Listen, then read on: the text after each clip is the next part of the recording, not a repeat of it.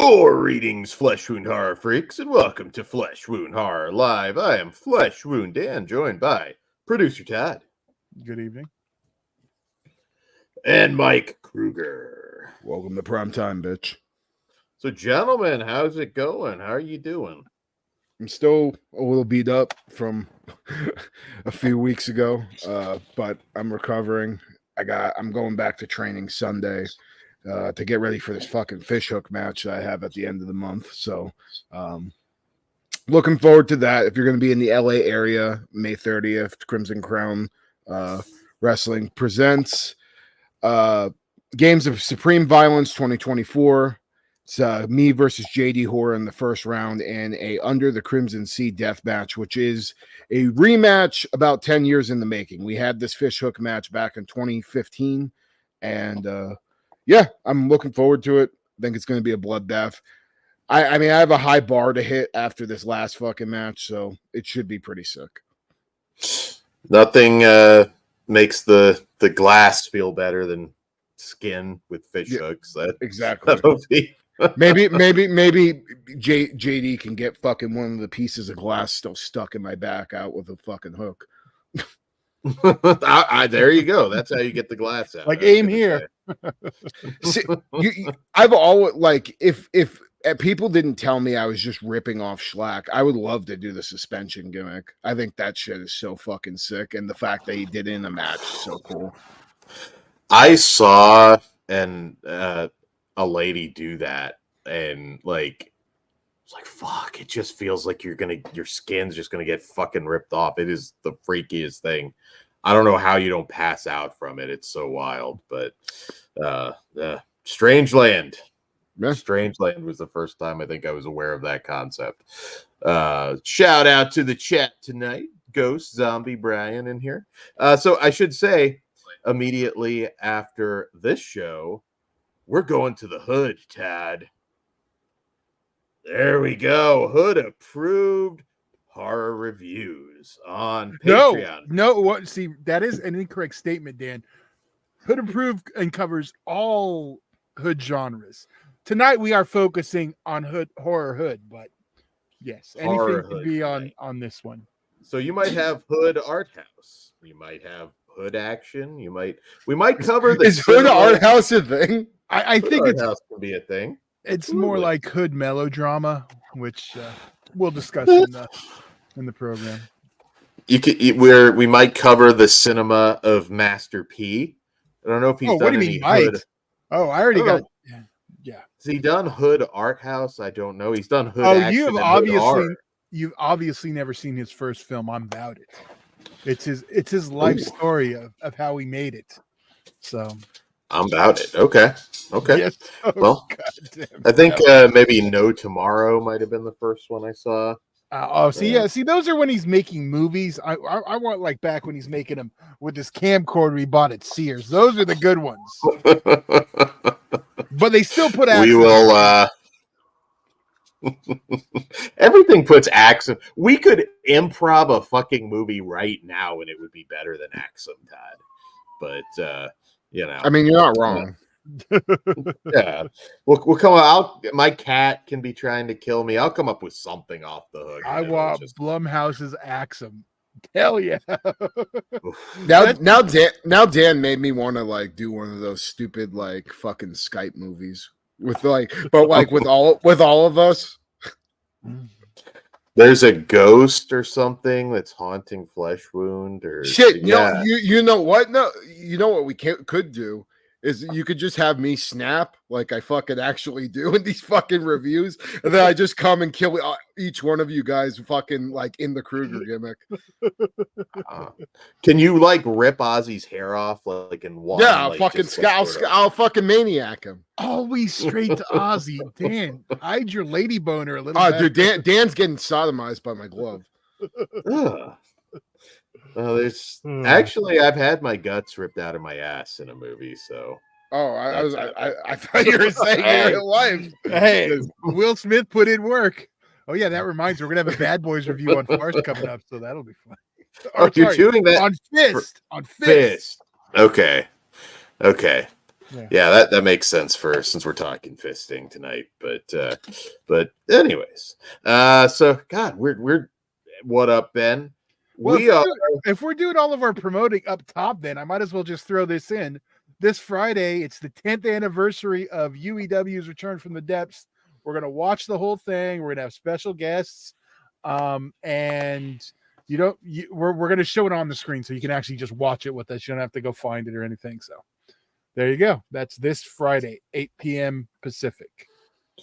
There we go. I'm very excited for that. Looking forward to watching that with you guys. I was going back and forth between putting MAGA much on there, but I don't know. After I had to tone down Southern Outlaws, which Dan still, I still am popping it up on the screen. I'm not even thinking about it. It's still the right logo. Dan's never bitched about it once till it was our graphic. Didn't notice, but yes, some wrestling on Friday night. All the promotion up front. What else do we got? I think I'm pretty sure I'm gonna eat an edible right before we start, so it'll be fun.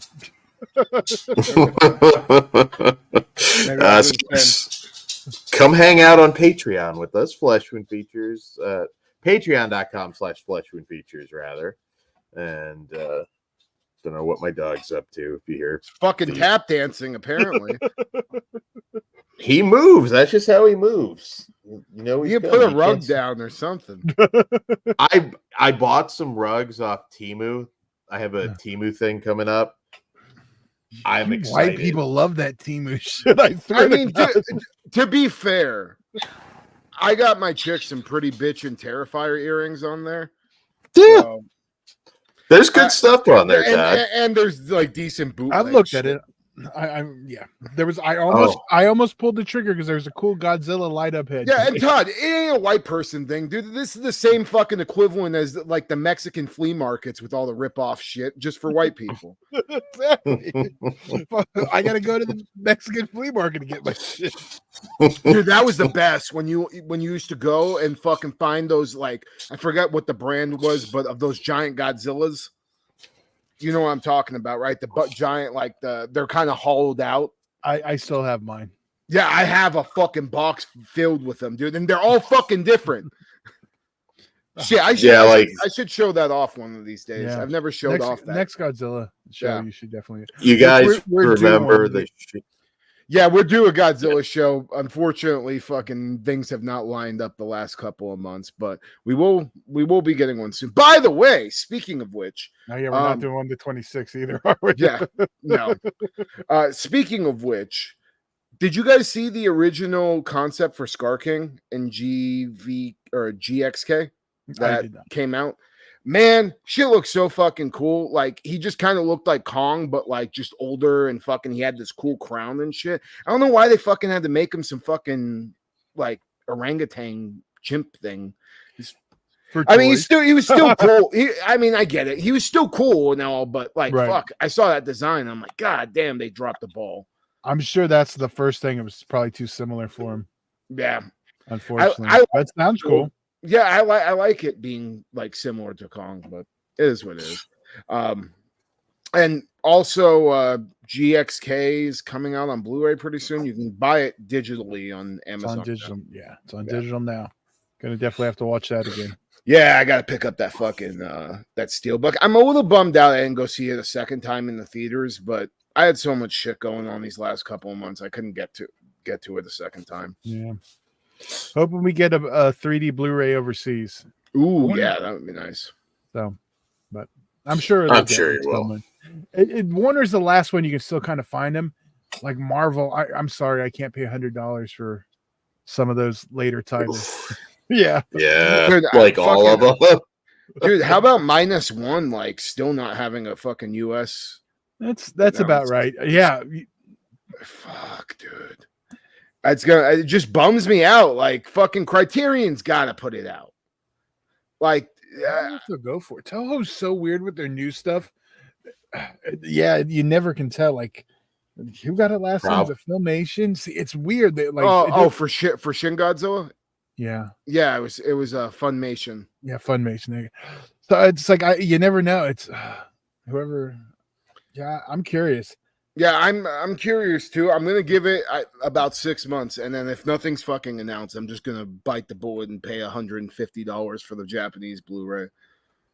Yeah. Ooh, that's steep. It's steep, but like Japanese Blu-rays just in general are very fucking expensive. Like they're like they treat that shit like how we treated VHSs back in the fucking 90s.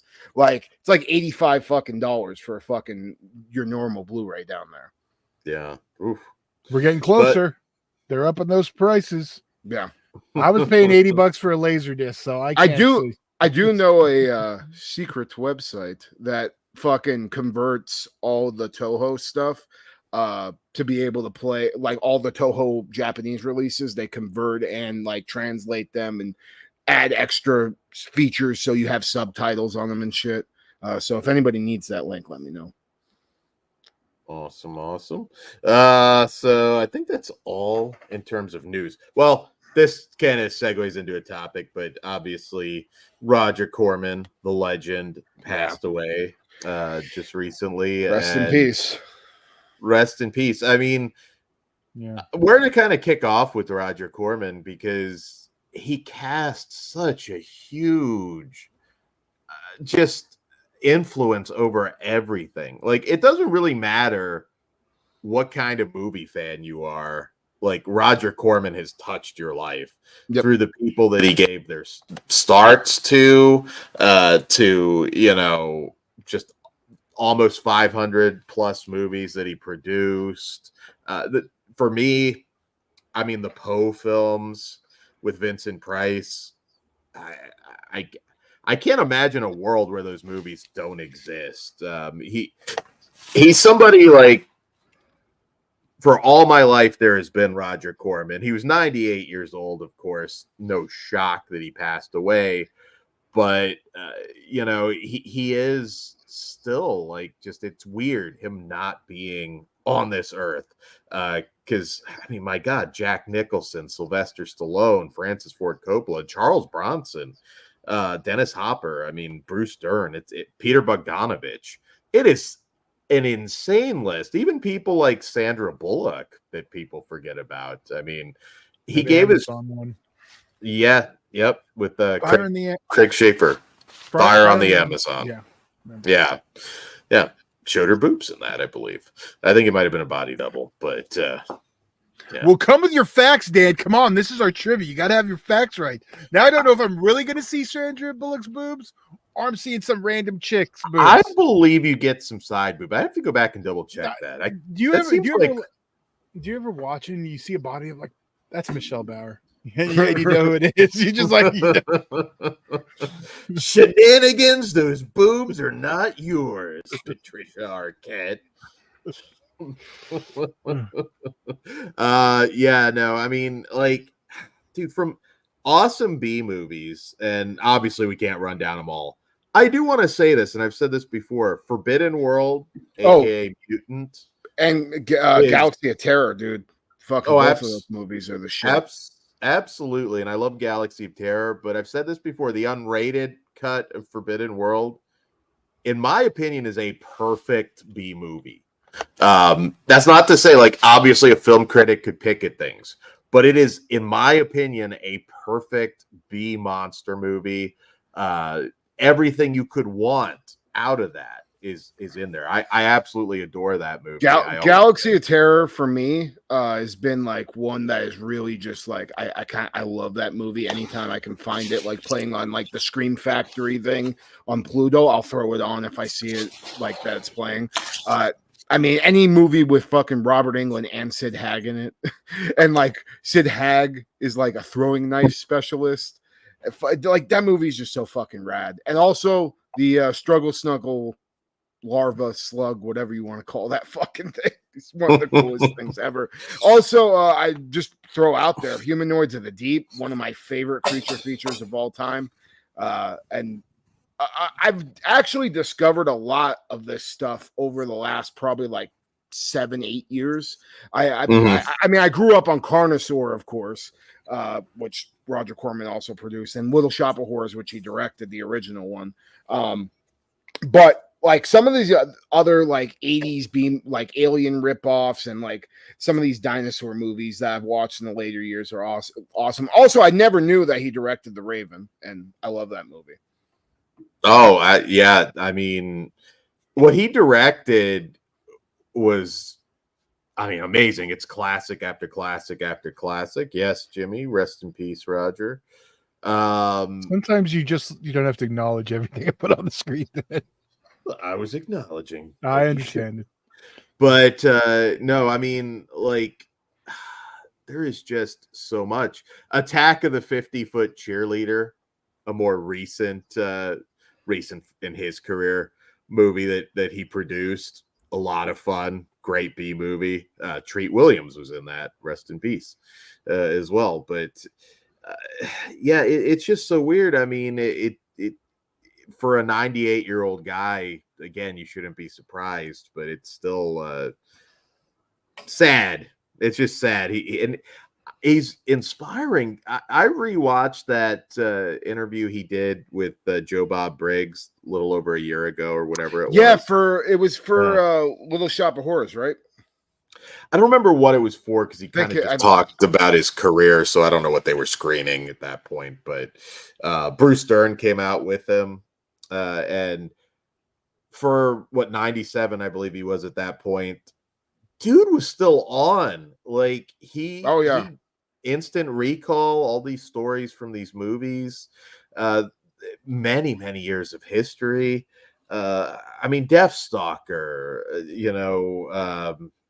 Vampirella, another one, kind of going later into some of the B stuff. But I can remember just watching Battle Beyond the Stars with my dad, just recalling them all of these great memories that I had of him. The Terror, that was a very early horror movie for me. Yeah, I mean, we wouldn't have Joe Dante. We wouldn't have Ellen Burstyn's another one. Dennis Hopper, Jonathan Demme. He gave so much to film, and I don't know, one of the all-time greats as far as I'm concerned. I was trying to decide like what was I going to watch just to honor him. I think I'm going Frankenstein Unbound, the last movie he directed in 1990. I think that was because I hadn't watched it in a while, and I was like, okay, I'm going to sit down and watch that. You know what's one that I always liked from the Hollywood video days? Cyclops. Oh yeah, Eric Roberts. Yeah, it had some really good gore in it, I remember. Yeah, he was still active. Like he was still trying to get movies made. Obviously, yeah, it was like it gets a little more sparse. Yeah, he was still like that's like the Stars DVD Blu-ray era, and Dino Sharktopus and Dino Shark. Dino Shark actually isn't half bad. No, it's fun. He's got a couple that actually never had physical media releases, at least in the US, like Sharktopus versus Terracuda, and I think Conan O'Brien is in that thing. Yeah, it's one of the last ones that he produced. Yeah, I don't know what it is with the sequels that we're not getting, a lot of those, but yeah, I mean, he just kept churning them out, and even towards the very, very end, like this dude's a millionaire. He doesn't need to still be producing these low budget movies. The returns are certainly not what they used to be, not even close. And he still was, because he loved movies. He just kept working. And I think that's just really cool. Ben, I was going to mention, yes, the Fantastic Four movie, which, it feels more like Fantastic Four to me. A lot goes with having the right look, costumes, and feelings of it did the material like a movie should. Like that's the only one who's like actually done the material. So I don't know. I have always liked that one. At some point, I want to do some reviews of some of the more obscure B stuff, because that New Horizons, New Concord era, where, I mean, I'm not saying it was all great, but there was stuff like New Crime City, I thought was really fun with Rick Rossovich and Stacy Keach as the villains. You know, it's good. Like just he just so many fucking memories, man. I mean, and New World. Let's not forget, like Hellraiser. I mean, just That's post Corman New World. oh well, still though, New World No, wouldn't it's no. exist without Corman. So I still It's not. That's after the company sold off. It is, but It is not Corman. It's post Corman New World. Don't try to just shoehorn Hellraiser in there because you love it, because it's not accurate. Todd's OCD's acting up. I know it was post, but still. But he built the company. It went. So I'm still tying him to Hellraiser. It's not though, Dan. It's factually inaccurate.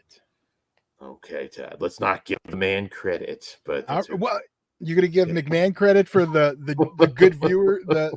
You're gonna give Vince McMahon credit for the product turning around now that he's gone. Well, actually, I guess you could on that one. So that's a bad example. Well, I mean, the product wouldn't exist. I mean, but it doesn't make it his anymore. Roger Corman didn't shit on anybody's head, Todd. Don't compare him to Vince.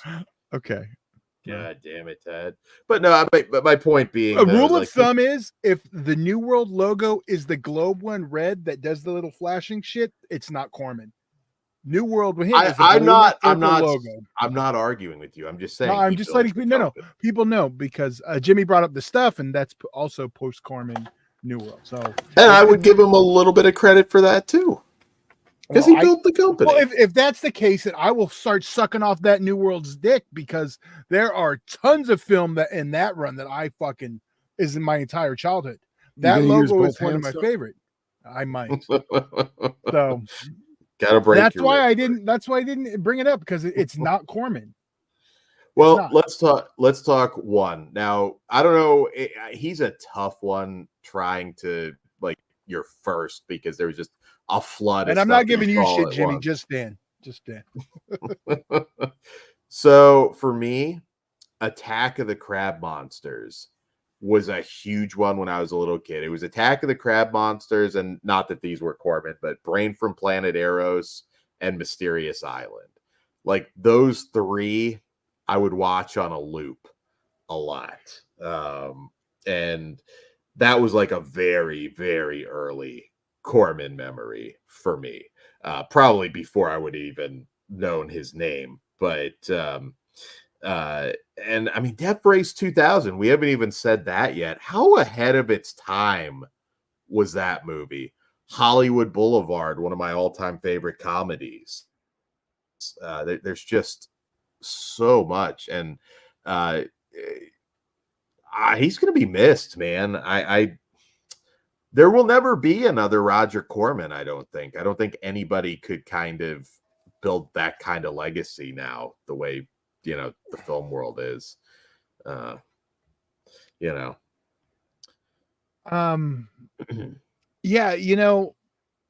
era wise, like I'm gonna give him props. We're giving a young starlet her opportunity to break into the mainstream, and that is good old Tracy Lords and the Not of This Earth remake. A young Todd really did enjoy that film, since all the other work became illegal pretty fast. So yeah, we got 3 Not of This Earth. So I was gonna say there was the original, the 88, I believe, and then the 95. That is awesome. I love that. I loved. Have you remember one? I'm getting a little obscure here, and it had 2 titles, but Welcome to Planet Earth with George Wendt. It was kind of like a sci-fi comedy. That's one that doesn't get talked about a lot. I'm trying to remember the alt title, but what was the title? I think it was Welcome to Planet Earth. Okay.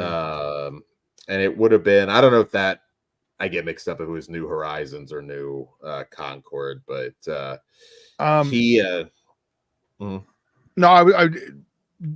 Jimmy had actually asked the question, are you sure this stuff is post Corman New World? Because I watched a Maniac video saying that Corman was involved in it.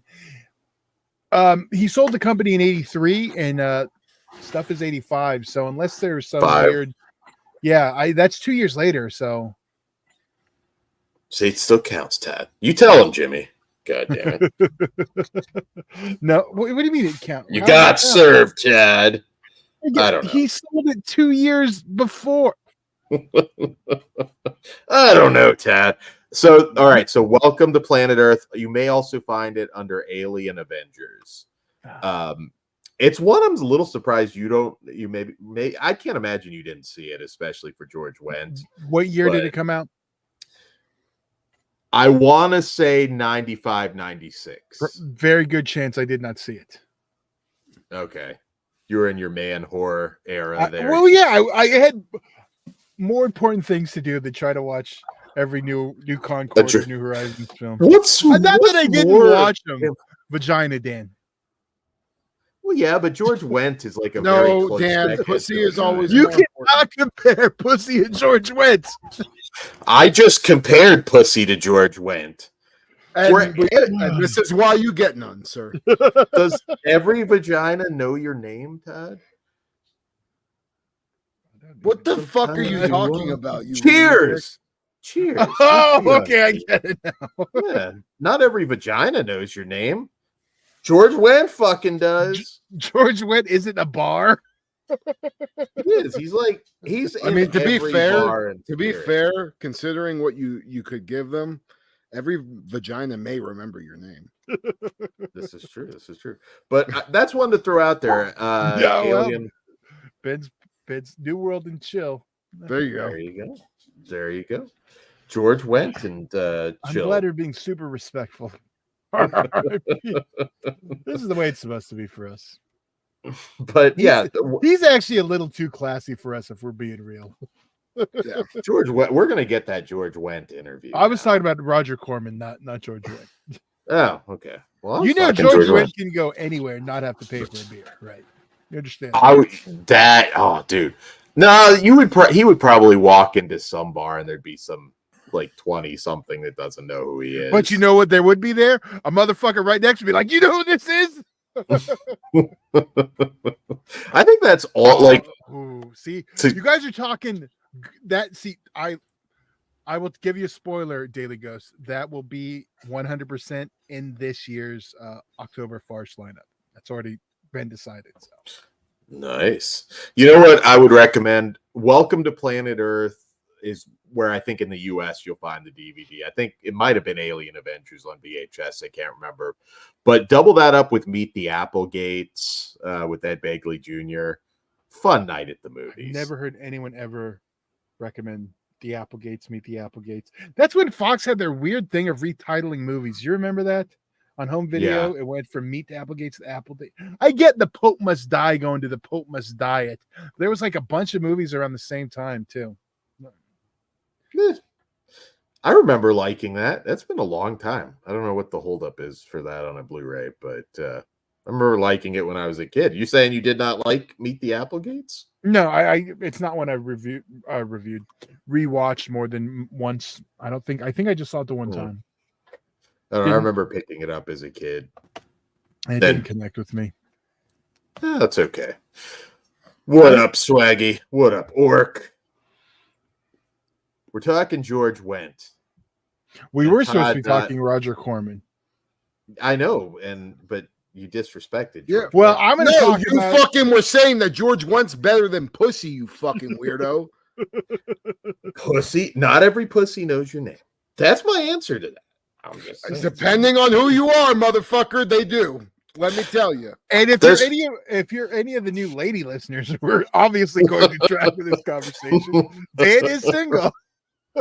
Yeah, please get this guy some fucking pussy so he knows what he's missing. If I have a chance to hang out with George Wendt, I will turn it down, unless it's Fairuza, in which case, yeah. So, yeah. All right. We'll get there later.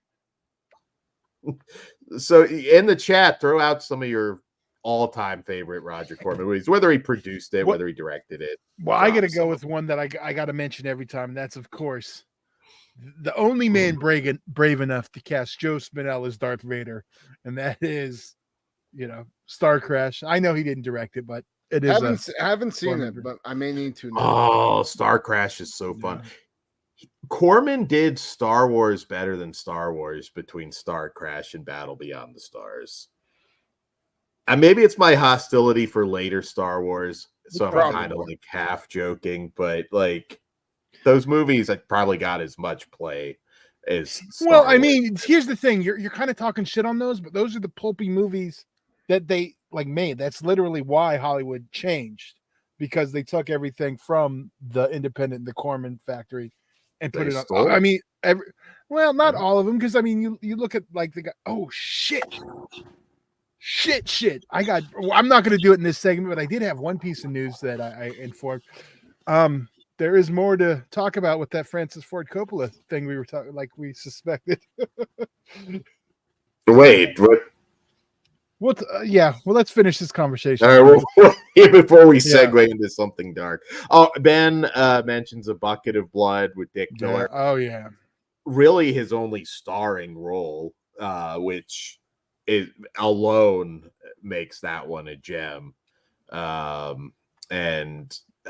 Humanoids from the Deep, another Humanoids, perfect film. Piranha, obviously everyone knows. I'm kind of focusing on a lot of that New Horizons stuff that you remember the Wasp Woman remake. It's actually not half bad. Yeah, Slaughter Studios, I remember, was a late in the game one. What's the one? I won't even say the name, and you'll know what it is. I think I kind of remember the name, but it's that one that came out on DVD, but it's cut to crap, and it's like got a bunch of women on it. Something tropical. What's the one? Treasure Hunt. There you go. That's the one. Yeah, still trying to find that uncut version, and that one's like heavily cut, if my memory serves. Unfortunately, yeah, there's a few like that. Like the airplane version and shit. All the good stuff's gone. Battle Queen 2020 with Julie. Was Strain. That one cut to shit too? I can't say 100% with that. I got a vibe there might have been some. I don't remember ever seeing a longer one. I thought that was one they were just trying to do a little tamer. It could be. I mean, it has those moments where it's like, okay, we're gonna fuck, and then it's like we're just walking out of the because because they were trying to do like a couple of the weirder, more that was like Black Scorpion era too. Yeah, that's true. I don't know. That's just the vibe I got from it, because I've never seen an uncut one to be like, oh yeah, that one's cut shit. Yeah, that there's a lot of that I don't love it that some of these movies are like $35 on the Shop Factory site, but I still kind of cheer when stuff like Blood Fist comes out, because it's just been so long. Those DVDs are so old. A lot of people just aren't aware of these movies. It's just they haven't been, around in so long.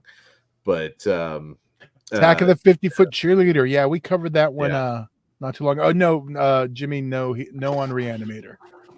That was Stuart Gordon, but I mean who was Charles Band? Yeah, Charles Empire. Yeah. Thank you. Jesus, I couldn't think of the name. Attack of the 50-Foot Cheerleader really nailed that just fun B movie vibe perfect. Yeah. And again, that's kind of towards the tail end of stuff. And that's one of my white whales, trying to find the 3D version of that, because it aired in 3D what channel did that debut on? It was like one of those channels. I can't remember. It was like Epix. I think it was Epix, and no one had Epix then. I don't even know fucking who has Epix, but yeah, it aired on 3D. There is a 3D version, but just impossible to find. Yeah, it's never. Well, Tad, you got to get on that before I get back down there, and we'll watch that one in 3D. Oh, I already banned you from 3D boobs. Remember? Why am I banned from 3D boobs? I can't remember what you did to piss me off, but I don't even remember this 3D. Yeah, because we were talking about No Hard Feelings, and you're like, you have a 3D version of that? And then I banned you from 3D boobs. I'll go back to banned. I'm all for. I don't remember. I know you don't. Deserve at least remember boobs. Why you're. You don't deserve 3D boobs, Dan. I absolutely do. I deserve 3D boobs, vagina, and George Wendt is my buddy, Well, as my drinking Jesus buddy. Christ, I'm done with this conversation. I don't even Tough drink, turf, and I'll yeah. have a beer with George Wendt. You have to. You could be like 30 years sober, and if that opportunity comes up, you're just gonna have to restart, get back on the wagon. I It's did. George fucking Wendt. I had a George beer Wendt. for same reason last time, because you don't want to say no to certain people. Okay, I'll have a beer. George Wendt and Flesh, yeah, hell yeah. OG Fletch is a shit. I was gonna say Def- King of the Ants if you want to see Oh, Savage George Wendt. He's really good in that. What up, Chris? Also the arena, the Pam Grier stuff. I mean, like I said, we could just keep throwing out titles. There's just so much, man. I like. There's another weirdo one. Again, back on the New Horizons wagon. Do you remember Cyber City? I think it may also have come out in some territories as Shepherd, but it had like Rowdy Piper as like this bizarre future televangelist sort of guy. Not televangelist, but preacher, street preacher kind of guy. David Carradine was in it. C. Thomas Howell. Like just some of these weird movies you would watch on Showtime or something at 3 a.m. And some of the DVDs you can still get. Like I do recommend scooping some of those up because, yeah. Still Orc with the Mikey Whipwreck reference. Oh, that's nice, Orc. Mikey Whipwreck was Big Bad Mama with Angie Dickinson. Yeah, that's a good one.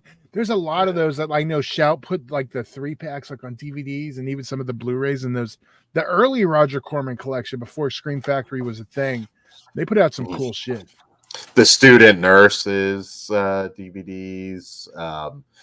Yeah, a lot of those were were packed too, extra wise. Big Birdcage. There's just so many of them. But yeah, if you haven't, just check out some of his stuff. Yeah, you can go to what is it, Scream TV? Is that what the free channel is, Kruger? What's up? The Scream or the Shout channel? Was it Shout TV? Yeah. I know they play Corman stuff like Kruger said. You can check it out. I don't they have on demand on like on also. I know not on Pluto. I think most of their libraries on fucking Tubi. Okay, well, so you guys check it out. So yeah. I actually have to deep dive some of that stuff, like Falling Fire with Michael Parr, like that never really got a DVD here. Just a lot of random B movies. There's you look down that list. There's a few more recent ones that are nowhere for as far as physical. But yeah, just sharing some memories. Targets, you got to throw that out there. Amazing movie. And yeah, just his ability to make a movie in between a movie. It's like, I got you for 3 more days and I'm going to crank something out. Like it's going to happen. But all right. So I'm ready to move on, Ted. Yes, sir. What was your thing that wasn't appropriate to bring? Yeah. We've speculated and stuff about I don't know if it's whatever about Francis Ford Coppola is a little too nice to a certain director that's shouldn't be, we'll just say if you look it up, he's executive produced quite a few Jeepers Creepers sequels. But I guess he got busted or what was it? For trying to kiss some extras on the set of Megalopolis. What? Yeah. Well done. So that broke. I also heard they did nothing but smoke weed on the set of that fucking movie either. like people would be waiting for like 2 hours and he'd be in his trailer fucking getting so stoned off his ass. Yeah, he tried to kiss some of the topless and scantily clad female extras, get them into the mood for the nightclub scene. Nothing gets strippers wetter than Francis Ford fucking Coppola. old wrinkled cock. He just shows them like his IMDb credits. Just sitting there. They're like, we weren't born when any of this was made. Look, Grandpa, fuck off and let me do my thing. That's I mean, it's not hilarious. I feel bad for the women that were creeped on by this pervy old man, but still. He's like, I made Captain EO, bitch. All he would have to say is, I'm related to Nicolas Cage. Hey, man. Hey, You leave my fucking boy out of this. He's a compliment. He's a different kind of weirdo, Kruger. Don't worry. He's just out there. He could have just said, leave that Cage out of your motherfucking mouth. Damn. Hostile. Everybody's yelling at me about George Wendt and vagina. This is very hostile.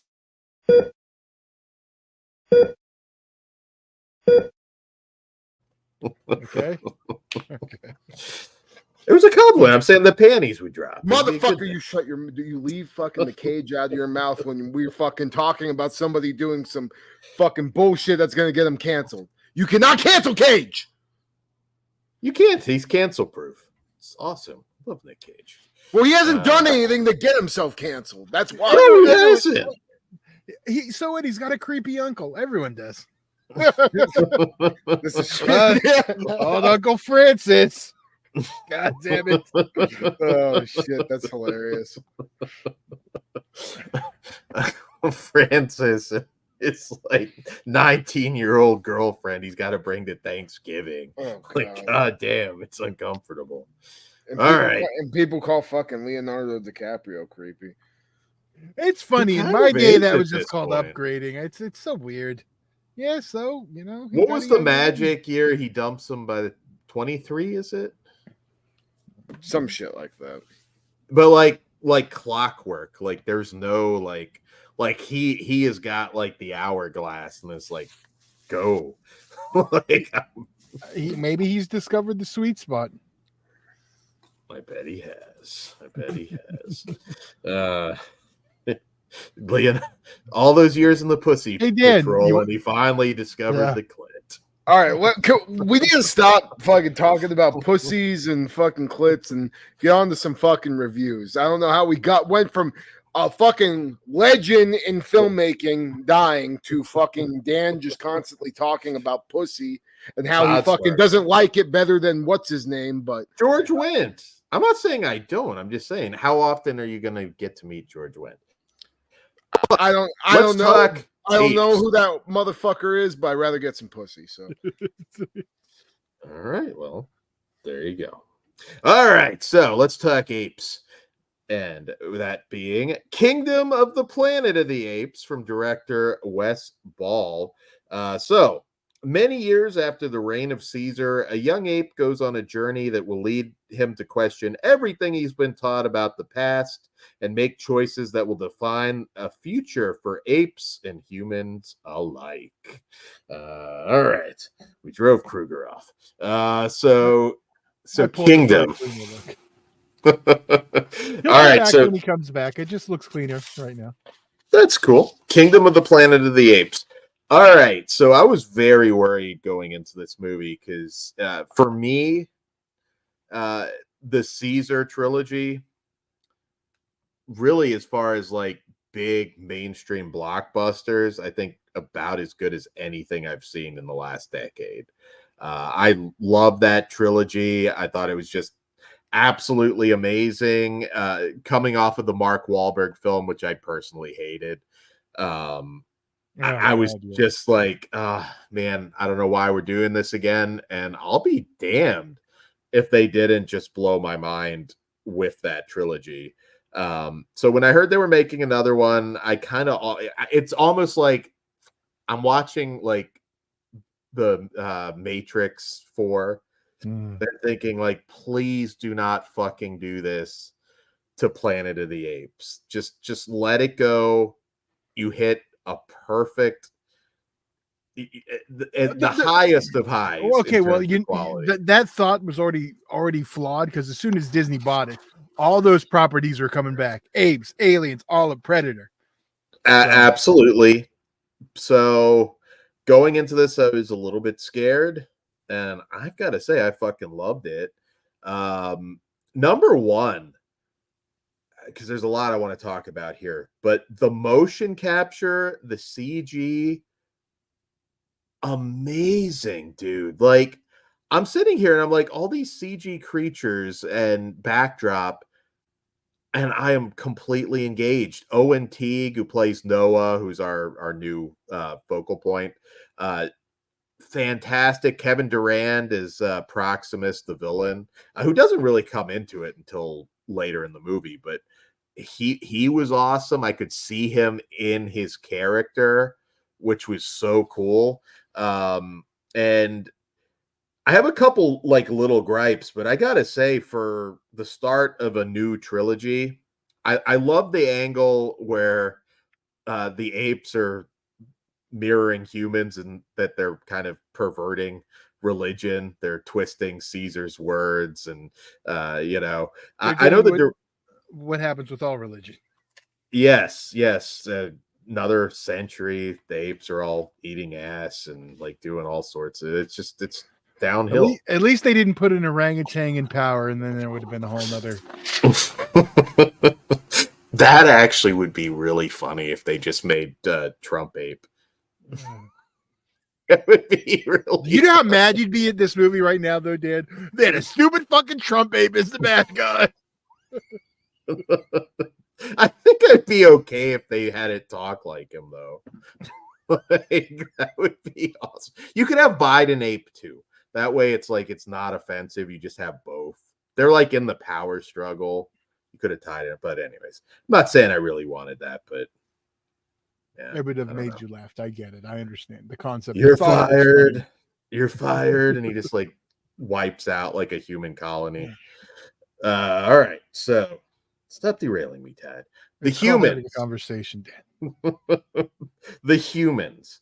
That's my one like little gripe in this. Now, this is like really focused on the apes, and they take time to build the world. Now, going in, I had heard a couple people that had said like, "Oh, it's like too slow." I completely disagree. Yeah, I didn't have a problem with the pace at all.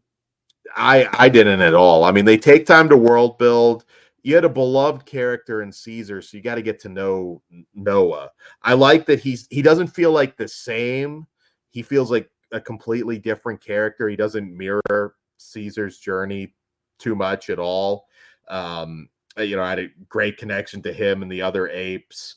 I'm trying to remember Raka, sort of the wise ape he happens upon. I thought that also is a great character. I know the director pitched this as Apocalypto in the Planet of the Apes universe, and I think that came off great in this movie. The humans, I will say, they looked a little bit too clean cut for, I don't want to reveal all the developments in this story, but it really, some of them I'm like, yeah, that's not how you would look. You need to rough them up a little bit. With May, I was like, did Jamie Bernadette get her big break? She looked very similar to her too. She did, beautiful, and really shouldn't be like in this case. Like, you should be dirtied up a little bit, and again, I don't want to reveal like all the plot developments with the humans, but there's just a couple little things there. But the CGI and attention for detail, like some of these cheap ass Star Wars, well, they're not cheap, but they feel cheap, could learn a lesson from this. I think you're seeing the lesson Disney has learned from that. You've noticed their output is slowed down, and not just because of the strike, though. But no, I'm talking just because Godzilla -1 came in and was like, "Hey, bitches, I did it for $15 million. I look better than all your shit. Fuck you." Like a couple people were even talking about this, that it was low budget compared to like some of these Disney blockbuster things. And I was like, it's 160 million, I think is the thing that I heard. That's so sad when you consider that a smaller movie. But I guess it is in comparison. It's gonna need to be the norm. But yeah, it's It's way better than it has a right to be. I mean, this is the first Disney produced one. That's number 5, right? Well, no, this is number 9. No, this is the 10th Ape film. Okay, yeah. No, The- but total. as far as new this era of apes. Yeah, it's Oh no, then it would be the it's the fourth. 4th. Yeah. It's the 4th. Yeah. Well, Yeah, no, 5th, right? No, there's 3 in the original trilogy in the trilogy, and then there is this one. There's the original series of 5. There is the remake, the Tim Burton one. There's the 3 films, and then there's this one. So Yeah, this is the 10th, and you had the TV series too. But no, I know that, but for whatever reason, I thought this was never mind. I remember really. I need to catch up because I loved the original remake, whatever the fuck it was, the first one in this series. Okay. Yeah. Not that shit was like one of the best sci-fi movies I had seen in a long time. No, I agree completely. I didn't think I'd like it the way I did. Dude, the relationship between Caesar and the main character, fucking amazing. Yeah, no, they've hit a home run. I know this director, I guess, made the Maze Runner movies, and I don't know. Again, going into it, I really didn't think they'd be able to recapture it. Now, where they're going to go from here, I don't know. They could certainly still drop the ball, but I really can't think of anything that I wasn't in love with this one. I think it's a great summer blockbuster. We still have Furiosa. So, like, to me, so far, there might be less, but it's feeling like a less is more situation right now because I think they just hit a fucking home run. Yeah, I'm curious though where they take it with the next one. I'm hoping they can stay on track. William H. Macy is in this. I thought that was pretty cool. He has a little part in there. His teeth were distracting me. They look too goofy for me. That's one complaint I did have. Yeah, again, I didn't want to say why, but I was like, why he really shouldn't look rougher than the humans that are out there in the wild. Because that was like, it's a little thing, but it did kind of bother me. Yeah, he should be. Yeah, and the clothes they were giving him were worse than what she had to. That was one of the things I was like, shouldn't. Yeah, it's like Proximus. Can we just see if there's an Old Navy or something that just didn't get looted? But then he would have been bitching about they had 2 newer clothes. Can you fucking imagine if we had a scene where apes are just like running around in Crocs? Like, that'll be the 5th one. That'll be like the end. Yeah. And I know this one's long, and I harp on that a lot. But when I'm thinking about it, I can't think of anything that I would cut. I didn't feel the top of my head. I didn't feel the almost 2.5 hour runtime. Yeah, I was engaged the whole time. Yeah, if you like the last 3 and are worried about this one, I'd say don't be. Just go in. I think you're gonna have a good time. There's, like Dan said, there's a couple minor complaints, but overall, this is a fantastic picture. There is in the closing action sequence. I thought that was just so cool. It's a beautiful movie. It's one of those ones you should see it on the big screen. I think it warrants it. This movie deserves to make a shit ton of money. I know it's doing well. So this is one that absolutely deserves it. So, and the director is doing the live action Legend of Zelda. Interesting. Yeah, I've never liked that game, but me neither. I'd watch a movie maybe.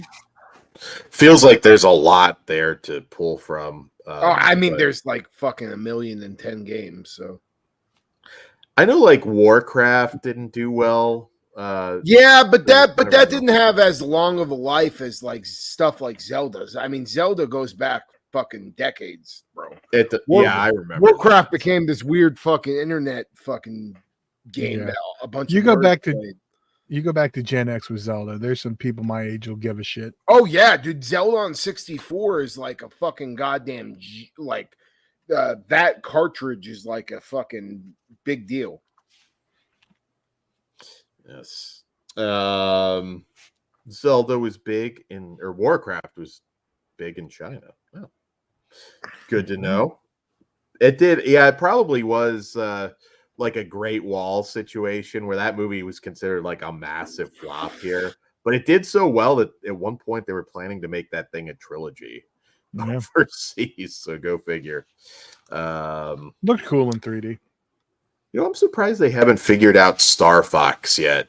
Going back to a time when I can remember video Star game Fox movies. was cool. That's a fun video game, but isn't that just Rocket Raccoon? A little bit. More reason they should probably just do it. I mean, yeah. Another reason for Dan to bitch. Why are they making a stupid fucking Rocket Raccoon ripoff? Now, if Corman made it, I'd be all Hey, in. if he's fighting dinosaur people, I'm in. Okay. Because that's what made Star Fox cool for me. If Corman did it, Star Fox will be motorboating some titties, Todd. So You know what, Dan? You can't even say that. The end of that Corman run, we didn't have all them titties. you usually got them. Nothing perverted. He but changed with the times. They weren't. It wasn't this. sure. Yeah, I get it, but still there. So we should go ahead and rate this movie. Todd, what say you? I am a 4.5. I really like this. I could probably go higher, but I don't know if I'm still off the recent viewing. So I'm happy with the 4.5.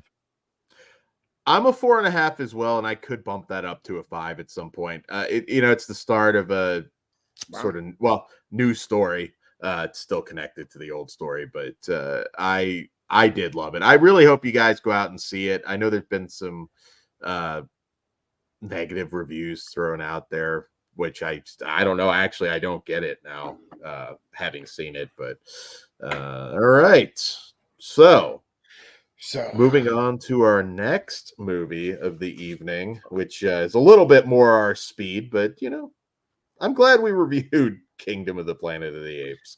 Yeah, I kind of regret not seeing it. The only reason I didn't is because I need to catch up with the other movies.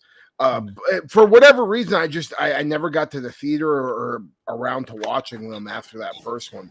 But I fucking hold that first one as one of the best sci-fi movies of the last couple of decades.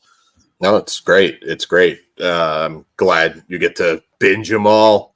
All right, so next up, we are reviewing a brand new slasher movie from director Ante Novakovic, Bloodline Killer. And in Bloodline Killer is a terrifying horror thriller that follows Moira Cole, who endeavors to rebuild her shattered life after the murder of her family at the hands of her deranged and obsessed cousin, the Skeleton Killer. All right. Real quick, stars Shawnee Smith and everybody's favorite butt licker, Taryn Manning. Yes. Now you may go, Kruger.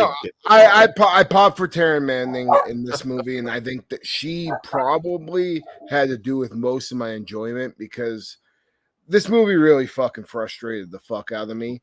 I understand ripping off Halloween to a certain extent, but when you're so on the fucking nose with this shit, it became annoying.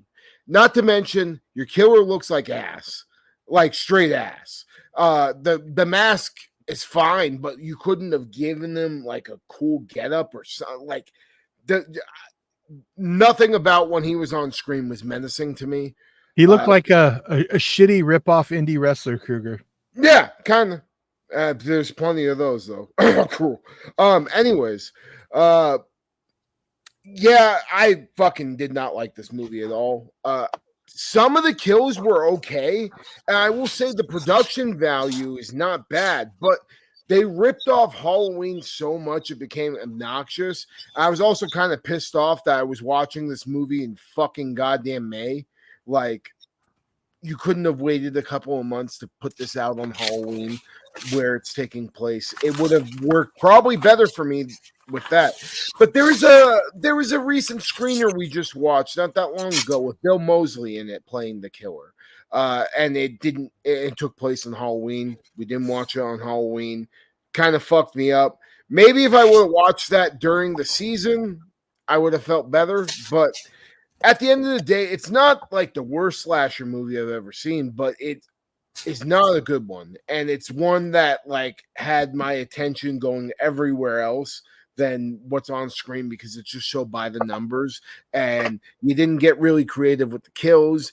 The killer just, looks like a guy in a Halloween costume and not a scary one, just like a normal Halloween costume. It didn't work for me. Ooh. So I'm going to get the nice out first because there is not a lot. One nice thing I will say about this movie, it's not a cameo horror movie in that Shawnee Smith does actually star in it. Tyrese, another name, he has screen time. And, I was expecting like one scene with him, but yeah, like he kept coming back. I mean, he didn't have a lot of it, but it's broken up. Yeah, Tyrese looks like he has the face of a guy regretting all the baby mamas he has. He's like, this is what I had to do. This is what I had to do, Cat. This got me in. I had to do Bloodline Killer and marry that flat-faced white woman. I don't know. So, all right. This is one of the worst written movies I have seen in a while. So, number one. So, all right. So, this killer escapes, and this is the opening scene, so it's not a spoiler, kills your husband. Nobody finds him.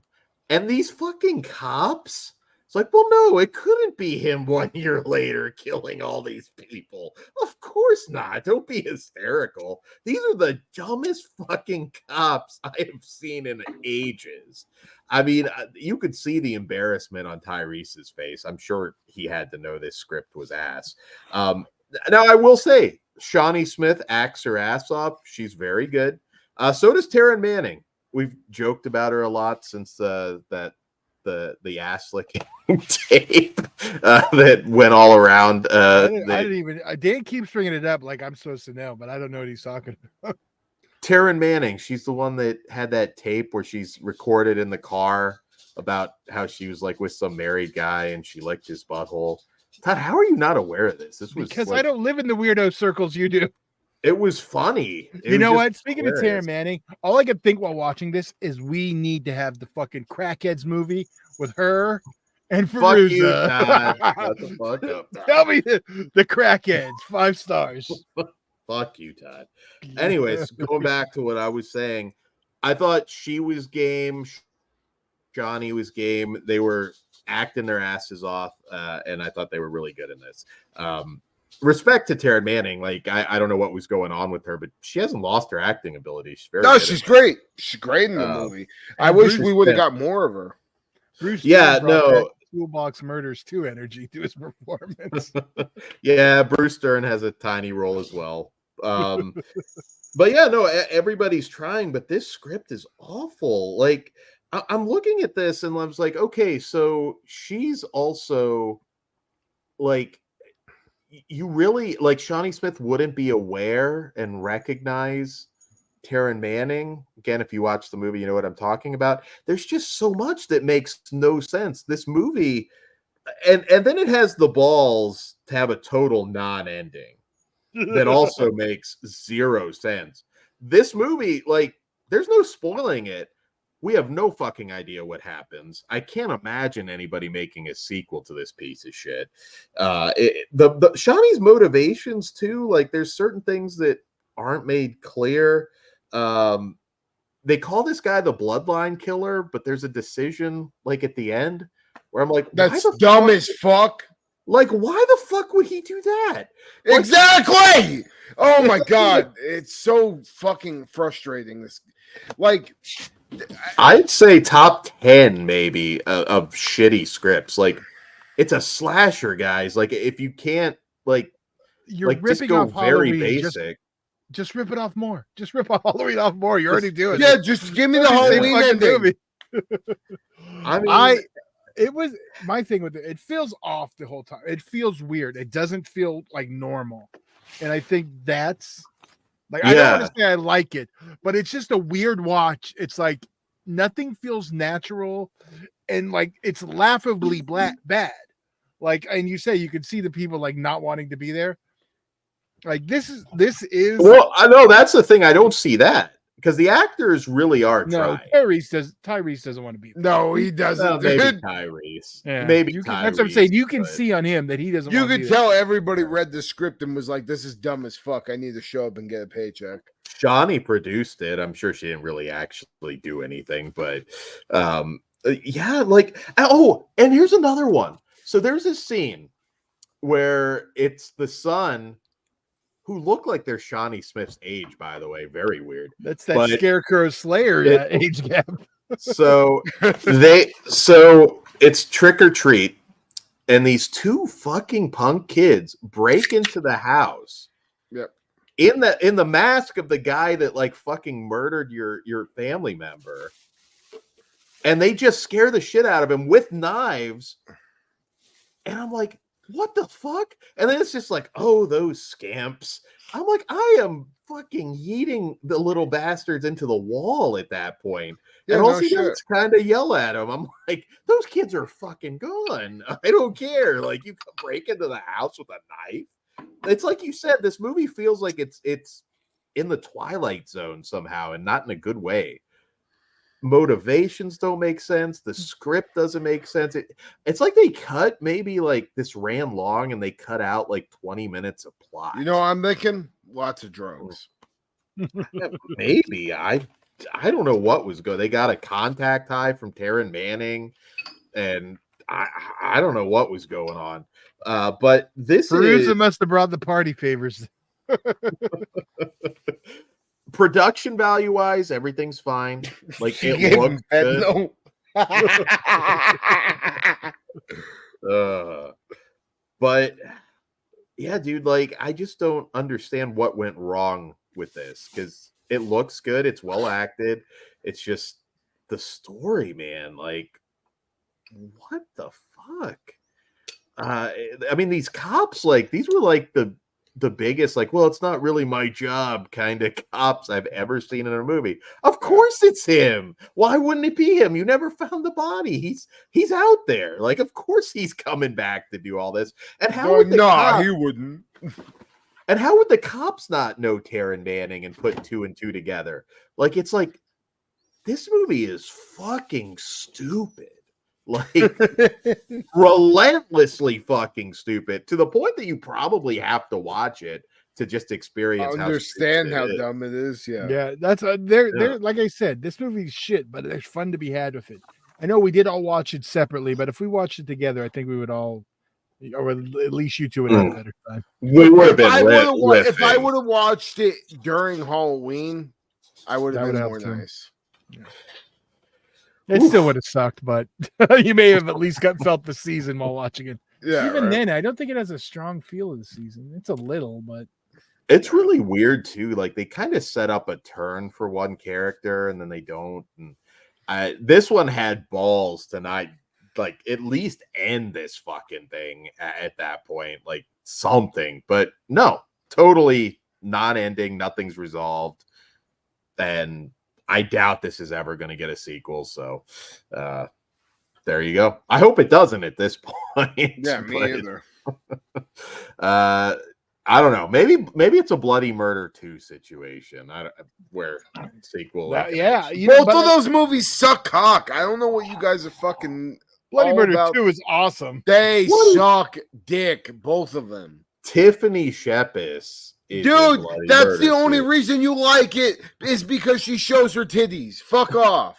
That's not the only reason. That's two good reasons. That movie is fucking straight hot garbage, bro. The killer looks like ass. The killers are ass. The only reason you like it are the pair of tits. That's not the only reason. There's other things in that We movie. had this argument like 2 years ago, motherfucker. Don't fucking give me PTSD. Did we do that for Slashtober? Didn't we just review No, both we of them? reviewed it. You guys pissed me off on it. I remember. Shocker. Thank you, Jimmy. Bloody Murder 1 and 2 are underrated. I was going to say I've softened on the first one. After now, I can just watch. Yeah. But 2 is the only one I really like. I think both of them are god awful. Oh, you know this movie? And Okay, wait. I'm going to ask this to Kruger. Okay, because you're like anti-George. Wait, yeah, I don't know why I'm bringing this back. Anti-George. Wait, what if it's Rob Zombie or vagina? Vagina. Ah! Okay, Vagina. good No. answer. What the You didn't fuck think are you about it. saying? I'm just checking. But Brother, you could choose Rob Zombie and get Sherry Moon's vagina, possibly. no. Pug I syrup don't, I in his don't, mouth. no, I don't want that. All right. You Not can right choose- now, at least. Maybe like fucking 10 years ago, but Jesus Christ, no. So like this. God movie- damn this podcast. What This happened? is It's a just gonna. I'm weird just gonna one watch it tonight. back and just be like clip, clip, clip. Dude, right? Like, fucking, we're gonna have It's to gonna cut be half of this shit. You know, this movie made me go down a rabbit hole. Taryn Manning was on Whitney Cummings' podcast, and Was she really? I think it's just her now. Like, I mean, I'm not saying like because she can act. She's a great actress, but like, man, there were a couple bizarre videos out there. It was almost not quite Randy Quaid. Like Randy Quaid is no, like the man, dude, measuring stick. brother. Like, I'm guilty Wait. of it. There's so many videos I've had to delete, like on my social media when I'm on drugs. Like, you do shit like that. So it is what it is. That's not necessarily like saying you're a fucking addict or anything. You just may be fucked up one night, all up in your feels, and then you get online and you talk about fucking licking your boyfriend's butthole that fucking fucked you over. Like, it happens, brother. Bro, anybody that follows this podcast, that follows me on social media, has seen some shit, motherfucker. So, like, come on. I'm glad we couldn't live stream back on MySpace. Yeah. Like, Live streaming in the 90s, like we would all be gone. Like it's so easy for everybody to just be like, oh, it's so weird. But like, look at your own social circles and how much your friends fucking do weirdo shit like that. Like, we're all fucking humans at the end of the day. And Taryn Manning was probably just hanging out, fucking got a little too fucked up, was caught up in her feels because of her ex, and fucking revealed too much on the internet. We all do Dan, that shit. Have you not missed eating your girl an ex's butthole? I don't talk about it online. But You that talk about eating fucking butthole. other online. I've never like just gone live with like a stereo over my head and just like no, I haven't done that. I mean, I guess probably the worst one for me.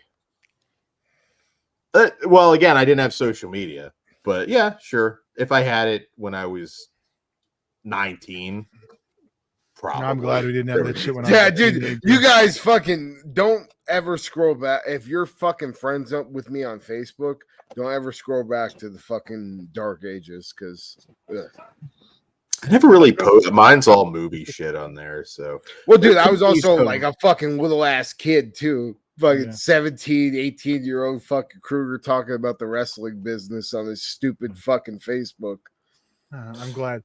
Like all my MySpace shit has been erased. Yeah. Not that there's anything Yeah. bad, but Yeah, no, I've had the same fucking Facebook account this whole time. So yeah, Yeah. my wife made me because MySpace was dead. I was the last one on there. I made my Facebook account in 8th grade. Wow. oh wow. So what was that 2010? 2009? 14? 9. Okay, that's close. I became more of a Twitter guy. Yeah, we know. Which is You're a weird. twit. That was later. Nah, yeah, I was a Facebook dude. You can see things on Twitter I'm you s- can't see on Facebook. I'm still a MySpace dude. R.I.P. Rest in peace. Shout out to Tom. So we should probably. Fuck that. First thing I rate did this was delete movie. that bitch. All But yeah, I miss Tom now. right, Tom is Taryn Manning's boyfriend. That was the butthole she was licking. Ugh. There you go. Well, then we feel your pain. He used to be a big Um, deal back in 2000. we need to rate this movie Yes. and then we can Yes. get into more butthole talk if we want to. You know, the script, I mean, it was just insultingly stupid. The acting was good enough that I guess I have to give it a star. More than But- a Blumhouse, shocker. But it's easier to watch, I guess.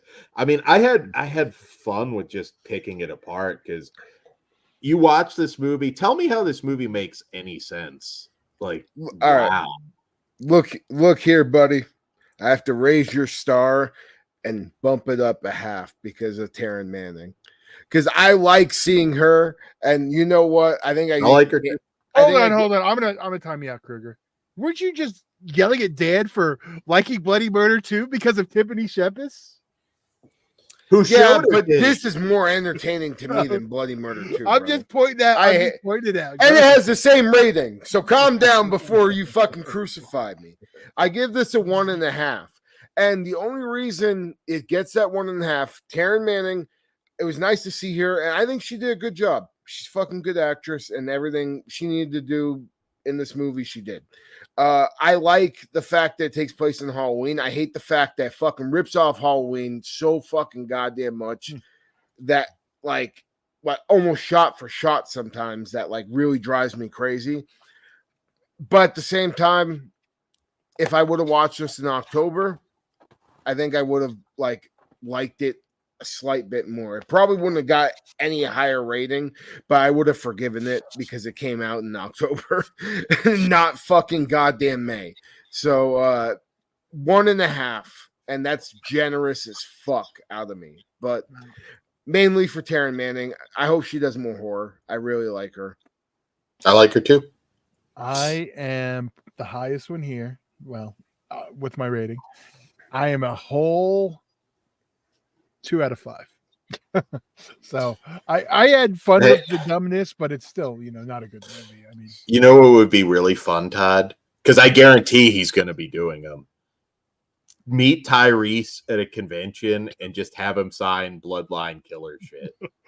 I would go to a convention just to shove this piece of shit in his face and be like, just ask him, what are you gonna do? What are you gonna do? Hood Rats 2 with Ice-T. You're like, this is what happens when you take a car to space, motherfucker. You just yell at him. You don't even give him his $40, and you just walk away. Damn. You just slap him with a glove. This is for Bloodline Killer. And you have the nerve to talk about family. Get the fuck out of here. All right. Last but not least, Tyrese and Taryn Manning are very angry listening to this review. All right. So, hey, I don't think so. We put Taryn Manning over enough. Yeah, I did. Orange is the New Black was awesome. Like, she's the best part of that show. And I kind of had a weird crush on her when I was watching that. Which you watched Orange is the New Black? That must have been a titty watch for you. No, I watched it with my mom. Oh, there's some hot and heavy stuff in there. I don't think I'd watch it with family. But Dude, she watched it. She watched it with me when I was like fucking 13. Oh, see, Kruger was having a good time. Yeah, this is my mom and I she literally rented not Serbian film, Human Centipede at fucking the movie store because somebody at work talked about it and she showed it to me. And I was like, what the fuck is this shit? That's awesome. She best mom in the fucking world. There we go. Shout out to Kruger's Mother's Day. Yeah. Late Mother's Day shout out. Yeah. Yes. All right. So our main event, which I'm really eager to talk about, is The Coffee Table from director Kay Casas. Before that, we should say this is going to be a spoiler-free review. We will talk spoilers. This is an important one. If you don't want spoilers, you should avoid the spoilers. So please do, because this is one that I'm going to be very careful in the non-spoiler section. I'm not going to allude to anything at all. You do want to try and go into this one not knowing anything. I'm tipping my hat. Obviously, I liked it, but you really want to experience this one if you can without knowing anything about it. And we'll obviously give you another spoiler warning before they actually begin. Yes, you're safe for now. All right, so Jesus and Maria are a couple going through a difficult time in their relationship. Nevertheless, they have just become parents. To shape their new life, they decide to buy a brand new coffee table, a decision that will change their existence forever. All right, so go for it. Tag me in. One thing I will say about this movie, it gave me probably the most anxiety I have had watching a movie in a very, very fucking long time. This movie's very dark. It's very fucked up. I understand why people call it a black comedy, though, because it is like very ironic, the situations that are happening due to how fucked up the situation that happens is. But man, like just throughout this, I was wondering what the fuck is going to happen because of what I saw on screen. It is pretty graphic in nature, and I will warn people with that. Like, don't go into this movie expecting your normal horror movie. I don't even know if you could call it a horror movie. It's very adjacent to there though, because of some of like the hallucination scenes that character has due to something. I would not call it an extreme horror movie. I think that's misleading people a little bit. No, yeah, because the rest of the movie after a certain like climactic point isn't extreme. Like, and it isn't very graphic after that. Oh, I don't know. Yeah, I guess it just depends on how you look at things, but it is very fucked up, and I will say that it shocked the hell out of me when I saw what I saw on screen. But I think the best part of the movie is the tension after that and the anxiety it gives you, and you're feeling for this character and what the fuck are they gonna do. Man, it's a great time and something I do want to rewatch eventually to see how I feel about it. But like first impressions, I really enjoyed most of the story, and then the ending I felt like fell a little flat for me. I was expecting something a little crazier, maybe a little but instead we got something else. So yeah, so this one, my mind was really blown. Once it's actually kind of funny because the spoiler is like in the first 15 minutes or so of the movie. That's kind of like we have this event and then we are taken on this ride of just feeling like you're experiencing a 90-minute panic attack. I put myself in the situation, and it is so like you could just see it happening. It's a very realistic sort of thing where it's like, holy shit. And you're just like, some people, I don't think it's an extreme horror movie. I don't even know if I would call it a dark comedy. There are comedic elements, but once it really, gets serious, this has just some of the best fucking moments of just dread inducing anxiety that I've experienced in a long fucking time. Because like, what do you do? I mean, like, what do you do in this situation? There's a couple routes that I thought they might have taken with this that they didn't, but man, I think this is a fucking masterpiece. I really do. Get extreme horror out of your head. Obviously, it does a thing that you would not see in a Blumhouse movie or something mainstream. I think the extreme horror things, like there's extreme horror in it, but it's not an extreme horror film. It's not like something like you watch it as you'll torture this. No, I think that'll scare some people off because everybody's calling this extreme horror, and it absolutely is not. Yeah, it's just fucked up. Yeah, there's a couple extreme moments, but I mean, it's something that it's like an extreme horror. You can't like avert your eyes and watch. You're doing that 90% of the time. There's a couple scenes in here. If you aren't into the extreme, you can look away. You'll still be able to watch the movie. It's not like it'll upset if you're a little people. I'm just saying if you're a little apprehensive, I'm just laying that out there so you guys know you can still watch it. it's very dark. I mean, and I love there's a bunch of paper people that have experienced this on social media and are losing their minds, so upset. And I'm like, oh my God, it's horror. It's supposed to make you feel something, guys. Like, not everything can be fucking Bloom and like, you know, shitty teddy bear movies. Oh, dude, like, I can't wait to talk spoilers on this. So I'm not going to say a whole lot else, but I would recommend this to pretty much anybody. Now, again, I can't say who I won't recommend it to because that's what I'm saying. So there are some people out there that this is going to be a little bit much. It's not me. I don't think it's anybody here, but and there's no way to do that without giving a spoiler. So, you know, if you're, I don't know, I feel like most of you, if you're watching our show, will probably be okay, but just throwing it out there. You'll know early though. That's the weird thing, because this is not like an end spoiler. Yeah, you'll know pretty quick if you're gonna fucking be in or not. Yeah. And if not, you can bow out pretty quick. But if not, I think it's funny because it still is like leaving the viewer like, oh fuck, oh, and like they're fucking going quick to fucking turn the channel type shit. So now Pugs is gonna lose his fucking mind. Oh yeah, absolutely. And me and Pugs, dude.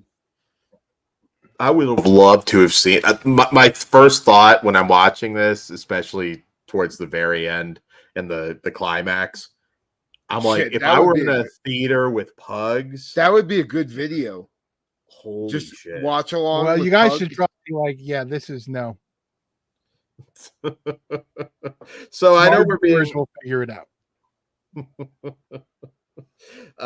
So I'm not going to say a whole lot else because I got a lot to say in spoilers. In short, I fucking recommend this movie to the moon and back. It is so good. Don't overlook it, you know, and branch out. I know a lot of people, it's like, it's a Spanish horror movie. It's subtitled. I don't want to branch out for this one. There's not a lot. I can't think of anybody in the chat right now that I wouldn't recommend this to. It's something special about it, and you really do need to check it out. All right. Anything else to say before we get into the spoiler section? Todd, well, we're going to need to wrap because if they're not listening to the spoilers, they're not going to be here because we're spoilers and out. So tell them what we're doing now. I'm trying to do the link. Okay, guys. So before we get into a spoiler discussion, which when we got to rate it first too, we are going to rate it first, Dan. 5 stars. All right. I'm a 4.5 on this one. Room to grow. I'm a 3.5. I'm a 3.5 with room to grow, and I'll explain that more in depth in spoilers. All right. So, guys, if you're bowing out now, we will be live on Patreon talking Hood-approved horror, and we're going to be covering Hood Rat, the 2001 Ice-T classic, and Cutthroat Alley, a slasher movie. So come join us on there, or if you're listening to this later, you can see Cutthroat Alley on Tubi. Hood Rat's not really streaming anywhere, but I think you can still get the DVD pretty easily. So come hang out with us. That should be very lively. We're on one today, so I'm sure that'll be a lot of fun. All right. So without further ado. So now, sorry, multitasking. The link is going to be up in 2 seconds. I'm doing that right now. So let's hit the spoilers. Guys, probably be about 10 minutes. So, all right. Here we go. Sweet.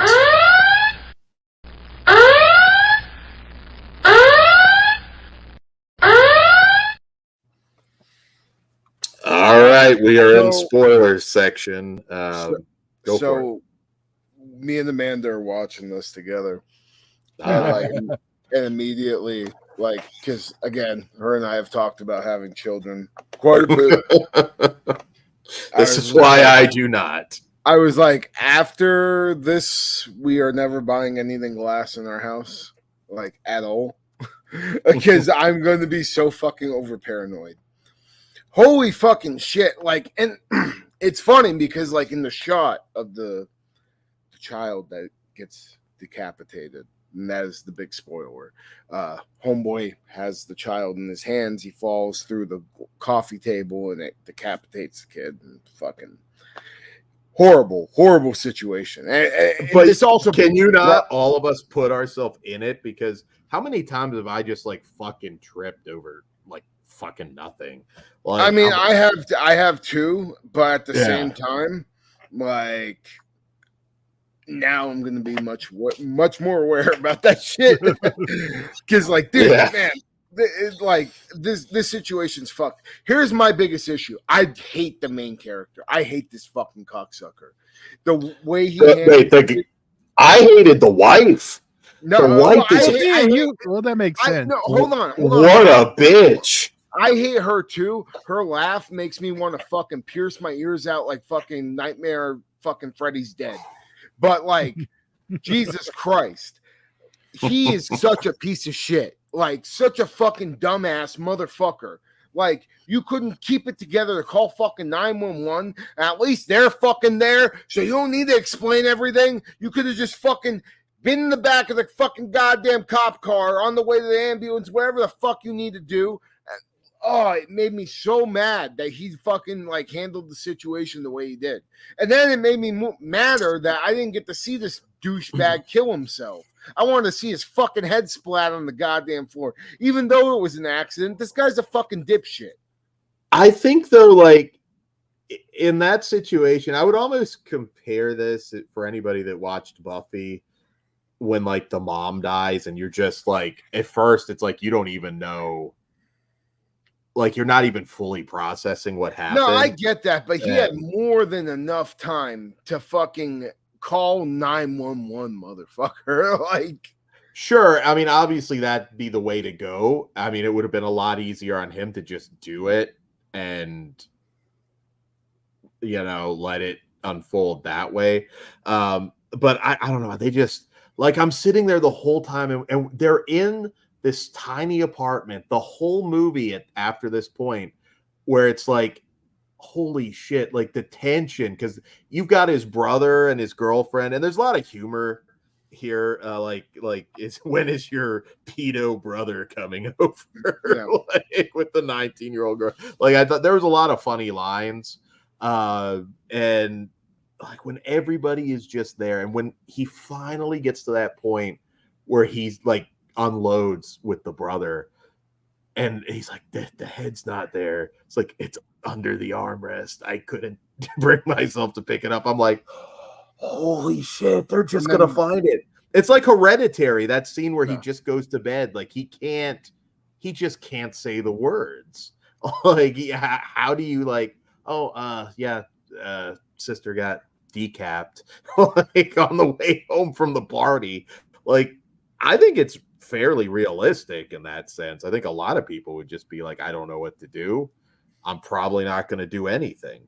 So yeah, I mean, it's funny because this happens at the beginning. The rest of the movie is just pure fucking tension. Like, pure fucking tension. I suspected that, like, I wasn't sure because I heard extreme horror and dark comedy. What I thought was going to happen in this movie is that somehow he was going to find a way to like frame the daughter of the neighbor somehow, like that they were going to tie that around and he's going to make it look like she did something, or even the neighbor herself. Like, I was really kind of thinking like, okay, this is going to go like real dark comedy, which I don't think it did. I mean, the ending of this is powerful as fuck. Like, they didn't have to spell out what they did. I mean, it just, holy crap. And the dog, when the dog goes over the chair, I'm like, oh my God, Pugs is losing his goddamn mind right now watching this movie. You guys are putting over Pugs loving this too much on the non-spoiler part, because anyone who knows Pugs is going to figure out it's dead.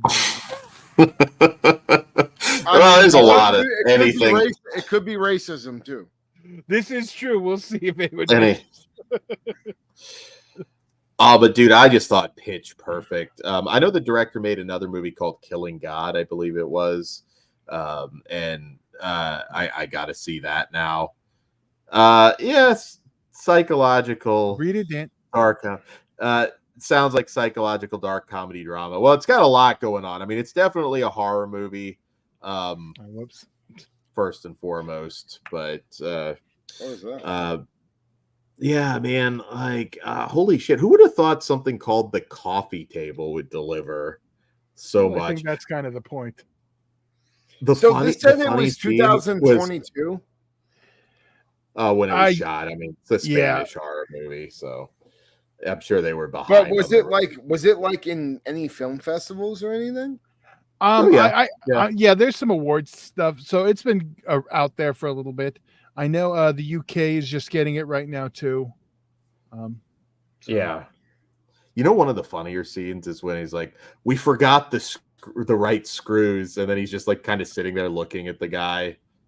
Like, I'm like, okay, is this gonna be where he has to start killing people to cover up what he did? That's where I really thought, I was like, okay, we're gonna go full dark comedy. He's gonna like start murking everybody to cover it up, and it's just gonna be escalating bodies being stacked. But that's not what they ended up doing. It was more serious, and I loved it. Everybody should experience this movie. I highly recommend it. I don't think I have any other major spoilers, unless you guys do. All right. Oh, what's up, Jeff? Haven't seen you in a while. How are you doing? Hopefully you didn't catch the spoilers for that movie. But yeah, Coffee Table. Go watch it. Comment on this video. I want to hear your thoughts on this one. Like, what did you think going in? What were you expecting out of this? Because I fucking loved it. Yeah, I think I'm gonna like it more over time. I'm next time my uncle's over, I'm gonna show it to him because I think he's just gonna be like, "What the fuck?" But he's also gonna really appreciate like the tension, the anxiety it gives you as the viewer. Go in knowing nothing with this, and you're gonna have a strong reaction. Yeah, no matter what. Yeah, Jeff, go check out Coffee Table. What up, Punisher? How are you doing? Sorry if I missed anybody in the chat tonight. Computer was being a little weird, so I was trying not to go into the other tabs. What else? What else do we got to promote before we head over? Patreon. Well, go we for already it. promoted most things, so we just really have to promote where we're going. Patreon.com/fleshwoundfeatures. We are talking hood horror tonight, hood approved horror, and I think it's going to be a really good time. So you want to hop on over there. It all starts at just $1. We are not monetized. We haven't sought out being monetized because we're, degenerates. So, Well, I mean, you literally just watch this show and understand that. Yeah, I could just imagine sitting down with like the heads of YouTube just being like, all right, here's the list of like why you're not going to get any money out of us. I watched a really good documentary on the Hub last night. What? On Netflix. I can't remember the exact name. How's the Hub Netflix? Well, you mean a documentary on the Hub on Netflix? Yes. Okay. It was about remember when they cut off like basically it's about the time, when they got rid of all the downloads. No, well, that happened at the same time. That's the part you cared about. I understand that. The CP and all the other stuff that was, back when anyone could upload anything. Oh yeah. The verification. Yeah, it's about that, and they also touch upon the when OnlyFans, when the credit card companies pulled their stuff from them too. It's all about that stuff. So it's pretty interesting. Okay, that sounds interesting. Yeah, you had me like, who released a documentary on the Hub like that? Well, if I could, we'd figure a way out. We were trying to put our fucking you had the wheels beaver and butt face review on there. Then they had to go and make it so only verified people can upload. Well, the solution, we got to buy the rights to beaver and butt face. All right. On that note, we're going to be over there in like 3 minutes. So Dan, say goodnight. Oh, Orc wanted the name of the documentary before we cut out there. I don't know it off the top of my head. I'll get it to you. I'll get you the name. But actually, if you type out Hub, the full name, that's the start of the name of the documentary. So that's all you. Yeah. If you look at Netflix. There you go. All right, guys. We'll see you on Patreon. Good night. Come again hard. Whatever you do, don't fall asleep.